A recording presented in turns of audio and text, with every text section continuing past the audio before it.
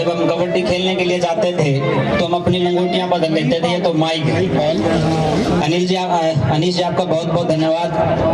आज के इस ऐतिहासिक कार्यक्रम के अध्यक्ष, जिन्होंने पूरी दुनिया को ये दिखाने का काम किया कि एकता के दम पर बहुत बड़ी भीड़ जो एक आंदोलन को लेकर के चलती है, परंतु वो हिंसक नहीं होती।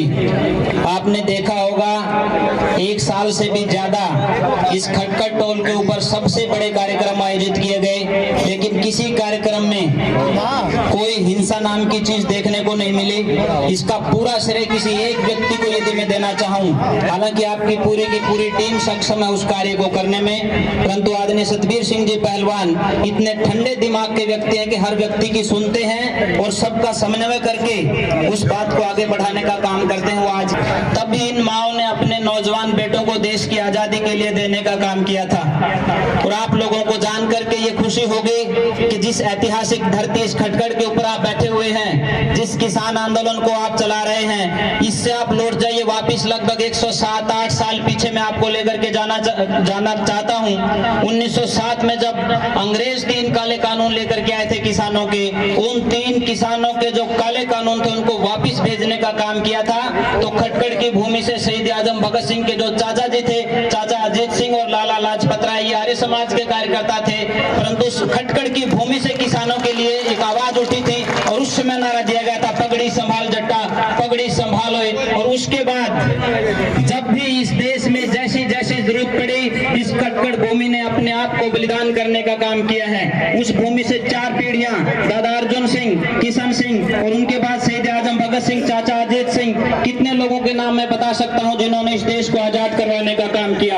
आज ये हमारी माताएं बैठी, इनको मैं संबोधित करते हुए कहना चाहता हूं, आपका ये योगदान इतिहास के स्वर्णिम पन्नों के ऊपर लिखा जाएगा। जब इस सरकार के काले कारनामों के करतूतों को उजागर किया जाएगा, तब आपके ये स्वर्णिम पन्ने सामने आएंगे कि हमारी माताएं इन बेरहम सरकारों की गोलियों के सामने डट करके खड़ी हो गई और इन्होंने कहा कि यदि आपको गोलियां चलानी है तो हमारे सीने के ऊपर गोलियां चलाइए, हमारे बुजुर्गों को, हमारे बेटों को हम कुछ नहीं होने देंगे। इन माताओं ने जो संघर्ष किया है, इन माताओं ने जो हौसला दिखाया है, वो सबसे ज्यादा अनुकरणीय है। वो जो है, मैं उनको कहता हूँ कि उनके पैसों पर पलने वाले लोग, इस मजदूर को, किसान को बदनाम करने वाले लोग जब ये बात कहते हैं कि ये देश 2014 में आजाद हुआ था, उससे पहले कौन सा आंदोलन हुआ था, उन लोगों के लिए मैं कहना चाहता हूं, महात्मा गांधी जी ने जो रास्ता अपनाया था सत्य और अहिंसा का, उसके दम पर देश को आगे बढ़ाने का काम किया था। उनके साथ चाहे शहीद आजम भगत सिंह को चलने की बात हो, राम प्रसाद बिस्मिल को चलने की बात हो, अशफाक उल्लाह खान को चलने की बात हो, सब लोग उसके राही बने थे। मैं कहना यह चाहता हूं कि जो ये आंदोलन चला था, इसमें भी कहीं किसी साथियों ने कोई बंदूक नहीं चलाई, परंतु अहिंसा और सत्य के मार्ग पर चलकर अपनी ताकत के दम पर इस किसान ने यह दिखा दिया कि तानाशाही सरकारों को झुकाने का काम यदि कोई कर सकता है इस देश में वर्तमान समय में, तो ये मजदूर और किसान कर सकता है। इसके अलावा किसी के पास ताकत नहीं है।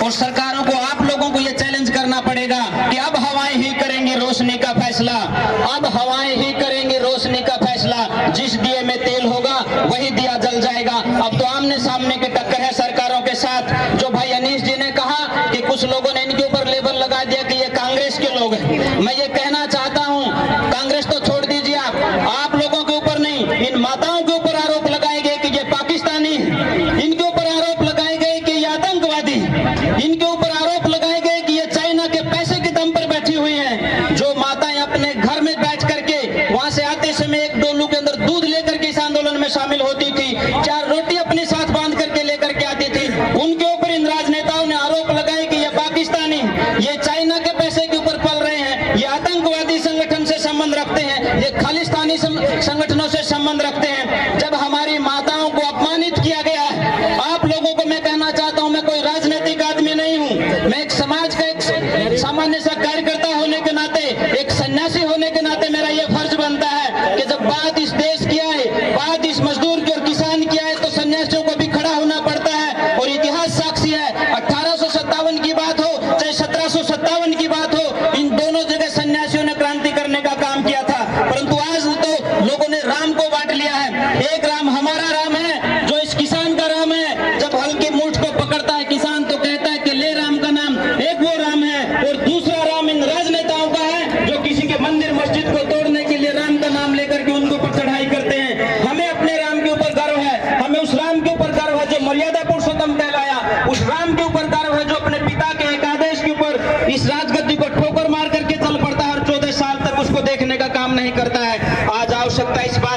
राजनेताओं के जलाशयों में आने की आवश्यकता नहीं है। अभी 3 दिन 4 दिन पहले भिवानी में एक रैली हुई है, बहुत थोड़े से लोग थे, जितने आप लोग बैठे इससे भी 400-500 कम लोग थे वहां, परंतु वहां अजय चौटाला ने जो बात कही है उसको आप लोगों को याद रखना चाहिए, खास करके किसान साथियों को।